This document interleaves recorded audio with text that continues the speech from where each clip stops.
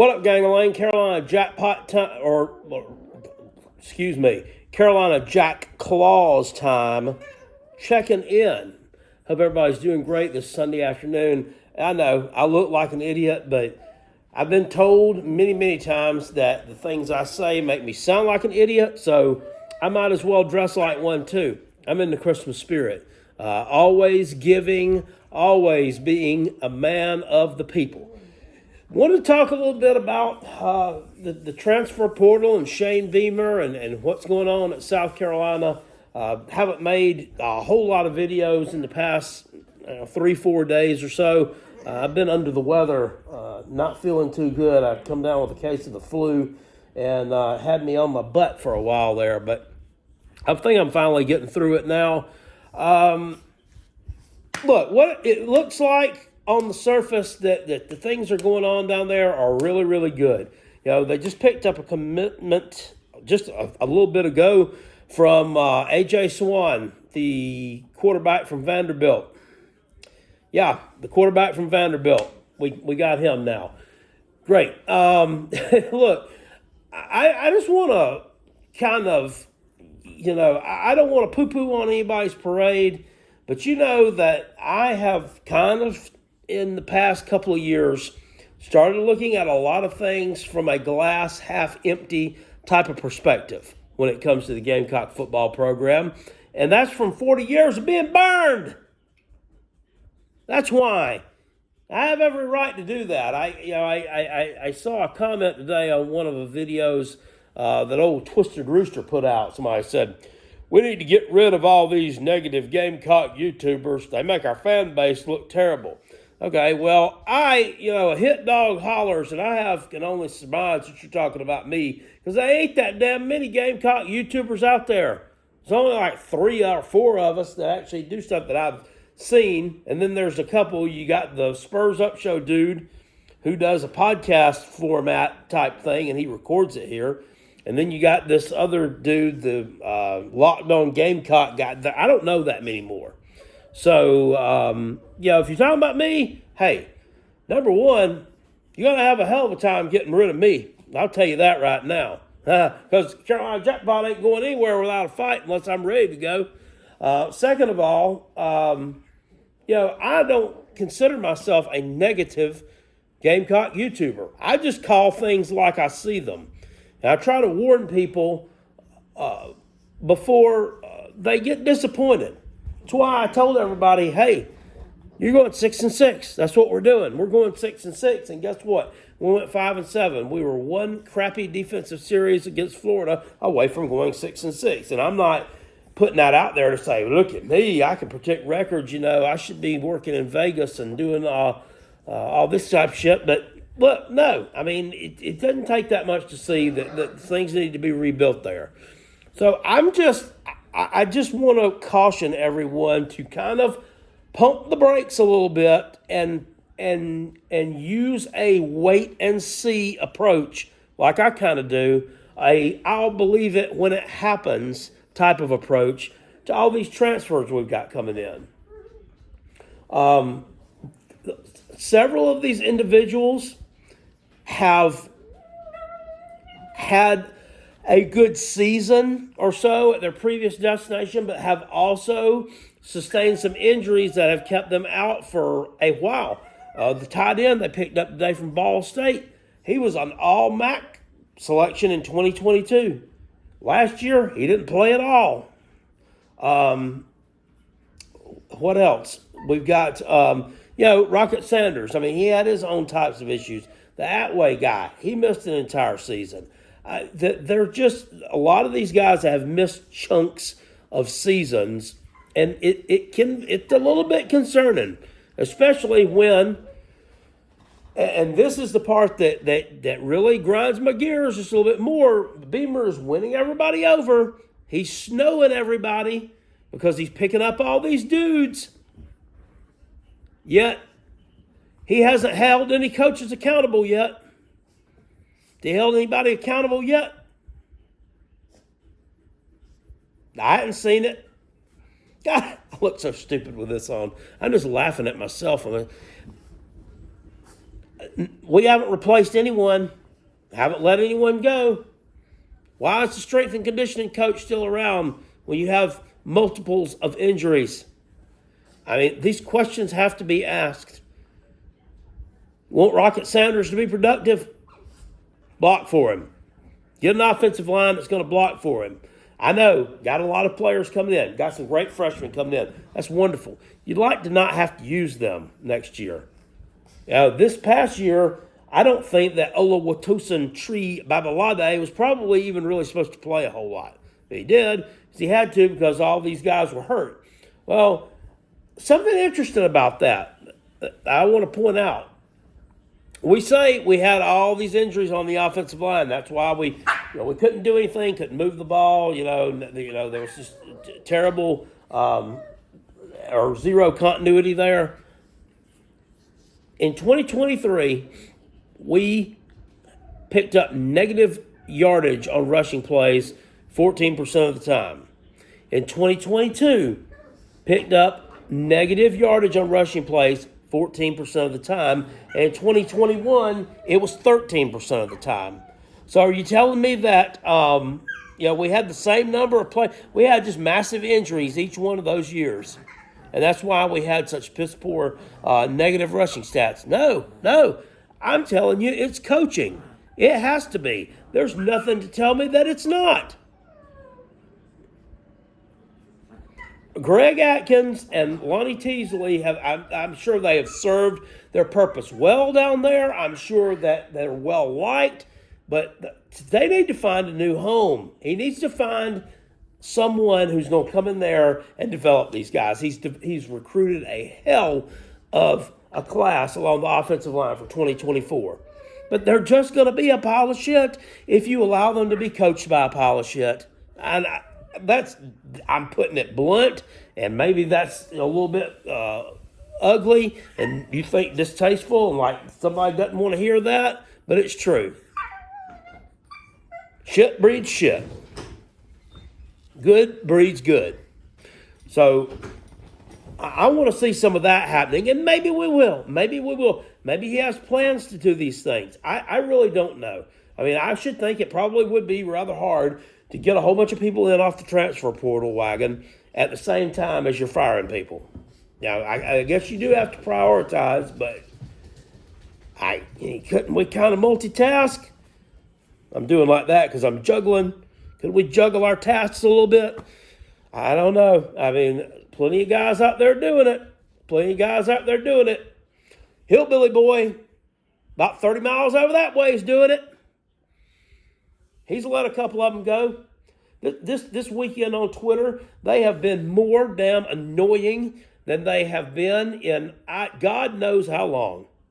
We had, and I don't know why he did it. It was at like 9:30 something last night. Nick Emenwari gets on Twitter, and number 21 for the Gamecocks, safety. Really good player. And I don't know where his head's at here. Maybe he was, maybe he's throwing back a cold one or something, and maybe he's a little bit, his dander was up a little bit, but he tweets out a little clip of himself running down Cade Klubnik and, basically hitting him out of bounds, but, he really didn't. He said that Clemson, they didn't want that smoke. They didn't even come to protect their quarterback. And I'm like, oh, God, we lost. But it's still funny that he's bragging about it because screw Clemson. That's why. But I did comment on that, and I said this is, kind of why people say that we win the least and talk the most. It's stuff like this right here.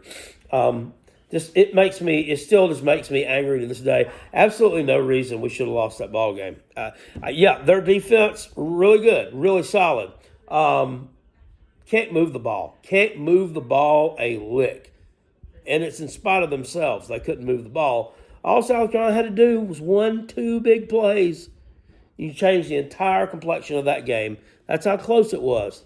But hindsight's 2020, and we can't go back and replay it. We could go back and replay it on Xbox. Maybe we could win it there, but we're not damn sure winning it on the field again. So, missed opportunities. and we need to limit those and start riding the ship. Look, I'm going to level with you. I really like Coach Beamer. I really do. I want to see him do well. I want to see I want to see the Gamecocks do well. I want to see us win some games against meaningful competition while at the same time beating the teams that we should be able to beat. There's no reason that South Carolina should lose 5 games in a row to Missouri. There's no reason South Carolina should lose to crappy Florida teams. There's no reason South Carolina should have lost to UNC this year. Absolutely none. Look at where UNC's at right now. Look where they're at. Underdogs in the Duke's Mayo Bowl in their home state. Now, I know that that's probably based on the fact that little Dickie Doo is declared for the NFL draft, but still, that's embarrassing, especially after the way they started out. They're another one that starts out fast and fizzles. But I want to see him start winning games against the teams that he should be beating. Right now, you've been here 3 full years. And basically all we have is 4 upsets, right? 4 upsets. The Florida win, the Auburn win in 2021, and then the Clemson and the Tennessee wins in 2022. That's what we got. Oh, and we're beating Georgia 14-3 at the half this year. Yeah, I'm not going to call the Kentucky wins. I'm not going to call those good. I'm not going to chalk those up. You should be beating Kentucky, and you did. So that's good. Okay, now let's take it up a step. Let's take it up a notch. Let's take it up to Mizzou. Oh well, Mizzou. You're not beating Mizzou today, Chapel. They didn't level their team up. They shot their shot this season. Okay, he's not recruiting great. He ain't recruiting great. So South Carolina, he's not going to replace what he's losing. In other words, so we should start being able to beat them. And then, our buddy Juice Wells has finally made his decision. I guess he's committed to Ole Miss and Lane Kiffin. So he will be coming to South Carolina on October the 5th. They better not let that son of a bitch have more than 50 yards. I mean, if they let him go out there and torch us, and it will just be proving the point as to why this is why he left. This is why we will always be what we've always been. He needs to be shut down. 50 yards is too much. 50 yards is too much, and no touchdowns. But those are just my thoughts on that, guys. Look at these things with guarded optimism. Don't get upset when we're picked to win 4.5 games in the over-under.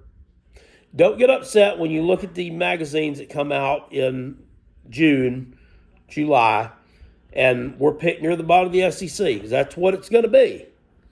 None of these people are proven with us. None of these people have been in the system yet. It's going to take some time. Hopefully, it seems like the dudes that we have gotten, for the most part, we've gotten some decent production out of the dudes we picked up out of the portal. Last year I thought Joshua Simon, the guy from Western Kentucky, was a heck of a pickup, and I actually thought he did more good things than Trey Knox did, the guy from Arkansas. That's just me. I think Mario Anderson Jr., ton of potential. God only knows what he could have done if he'd had a line blocking in front of him. He won't be here. He's already been replaced. Dude, you've been replaced. So if you wanted to come back, there's really not a spot for you now, I don't guess. They did, like I said, they picked up A.J. Swan from Vanderbilt. We talked about him the other week. I think that'll be a serviceable backup to Lenora Sellers, but it's also someone who could push him for playing time, and he needs that. You got people in the chats and got people in the comment sections everywhere crying about this. He going to transfer. Lenore's going to transfer. Y'all brought another quarterback in. Okay, we only have, I think you'll have one other scholarship quarterback on the roster. And that's a guy that's coming in class of 2024, Dante Reno. Everybody else is transferred out. Luke Doty's not a quarterback anymore. He's a wide receiver. So that room went from being especially robust, like Carolina Jackpot's belly, to being paper thin. You've got to have someone there because guess what? Despite the fact that we need a little bit of competition there, that'll do nothing but make Lenore's sellers better. Injuries do happen. But prior to Rattler, amazingly, he never got injured. I mean, he got banged up, I'm sure, bruised up, but he never really missed any time in the past 2 years. You guys remember that, but yet he hasn't missed any time. Prior to that, though, Luke Doty missed a decent amount of time. Excuse me. Ryan Olinsky, before that, missed a decent amount of time. Now I'm going back a little bit in time here. Even before that, Jake Bentley missed a decent amount of time. I know that's bridging back over two coaching staffs, but the point is, South Carolina's had a history of getting quarterbacks injured. It's just kind of taken a breather with Spencer Rattler. That in due part to his toughness and part due to just good luck. So they needed that as far as in terms of backup quarterback. Excuse me. I'm also really impressed with the young man that's coming in from Georgia Tech, Kyle Kennard, the edge rusher. That's something they need. They need another presence there that can set the edge and rush the passer. This guy's got a decent number of sacks during his time at Georgia Tech. And I think he'll be a welcome addition to the bunch. So that's about all I got to say about it, guys. Just, look at this thing for what at face value, for what it's worth. Don't go getting your hopes up. Don't go out there. I saw somebody say, yeah, they're losing their entire offensive line out there. Yeah, we're walking into Norman next year and beating Oklahoma. Mark it down. That's what I mean when I say pump the brakes. Don't let this write a check that your ass can't cash. I'll see you guys later on. I appreciate it. Peace, and I'm out of here. Go Gamecocks. Go Coach Beamer. Woo! And ho, ho, ho!